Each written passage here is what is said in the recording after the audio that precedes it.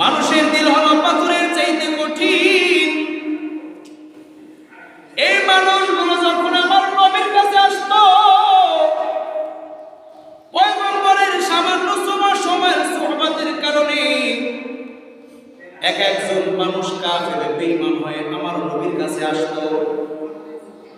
ওই মানুষগুলো সামান্য সময়ের সুহবতের কারণে মুহূর্তের মধ্যে আলেম আবেদ তাকওয়াওয়ালা মুত্তাকি পরহেজগার হয়ে পয়গম্বর থেকে ফিরে যাইতো। এই জন্য আল্লাহ রাব্বুল আলামিন কুরআনুল কারীমের মধ্যে বলেন, ও মুমিন, তোমরা যদি ভালো হতে চাও, তোমরা যদি তাকওয়া অবলম্বন করতে চাও, তাহলে যাদের মধ্যে তাকওয়া আছে, যাদের দিলের মধ্যে ভয় আছে, এই সমস্ত মানুষদের সাথে উঠা বসা করো, চলাফেরা করো। যদি এদের সঙ্গে যদি তোমরা চলাফেরা করো, তাহলে তোমাদের মধ্যেও তাকওয়া আল্লাহর ভয় চলে আসবে। তাহলে তোমরা সত্যবাদী হতে পারবা। এই জন্য আল্লাহ ওয়ালাদের সঙ্গে চলা জামানা সুহবতে বা আউলিয়া বেহতেরা সদম সারি তাআতে বেরিয়া।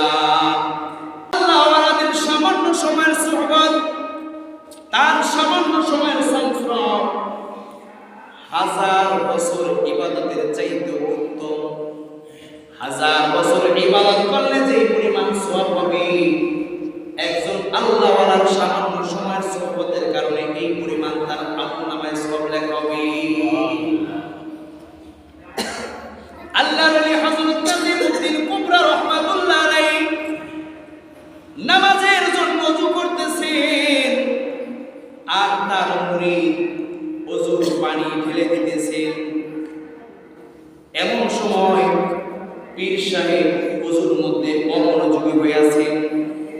হাত ধৌত করতে করতে 3 লোটা পানি শেষ হয়ে গেল।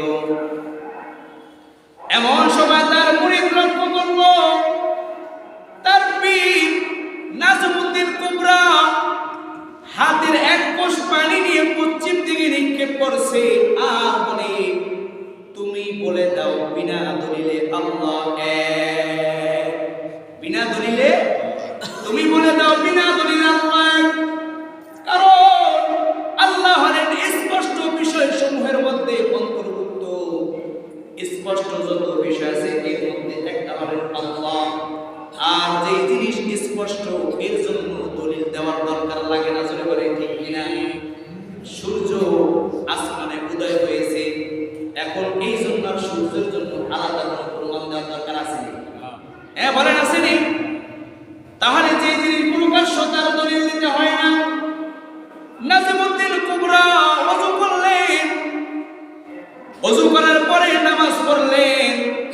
এরপরে মুরিদ জিজ্ঞাসা করতেছেন, হুজুর আজকে আপনি নামাজ ওযুর মধ্যে দেখলাম অমনোযোগী, অথচ আপনি অন্য সময় যখন ওযু করেন 1 লোটা পানি দিয়ে আপনি ওযু করেন, কিন্তু আজকে আপনি 3 লোটা পানি দিয়ে ওযু করলেন।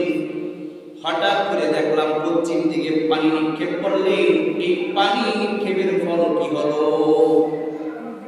হযরত নাজিমুদ্দিন কুবরা রাহমাতুল্লাহ আলাইহি বলতেছেন, হযরত ইমাম রাজি মৃত্যুর শয্যায় শায়িত। এমন সময় ইবলিস এসে তার কাছে বলতেছে, আল্লাহ যে এক, তার কোনো প্রমাণ আছে?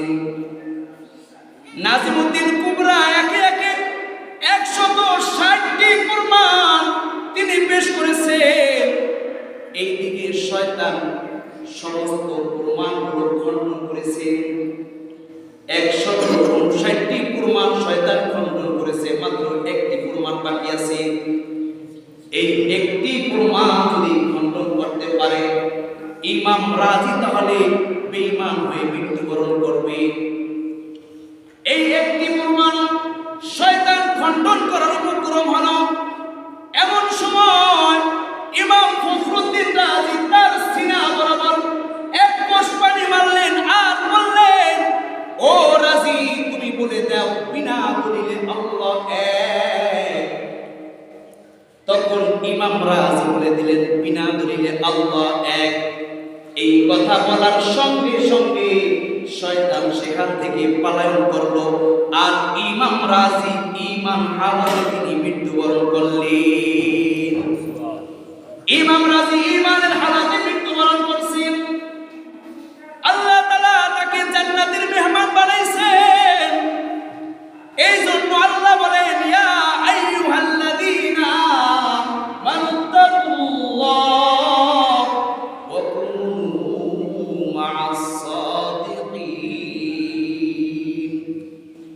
আল্লাহ বলেন, মুমিন তোমরা তোমাদের রবকে ভয় করো, এবং যারা আল্লাহ ওয়ালা, যাদের দিলের মধ্যে তাকওয়া আছে, যাদের দিলের মধ্যে আল্লাহর ভয় আছে, তাদের সুহবত অবলম্বন করো।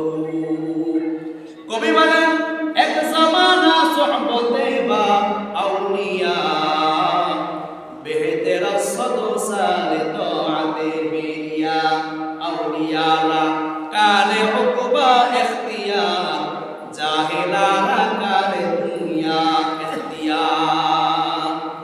যারা আল্লাহ ওয়ালা, এরা চিনে আল্লাহ ওয়ালাকে। এই জন্য বলা হয়েছে আল্লাহ ওয়ালাদের সুহবত সামান্য সময়ের সুহবত 1000 বছর নফল ইবাদতের চাইতেও শ্রেষ্ঠ।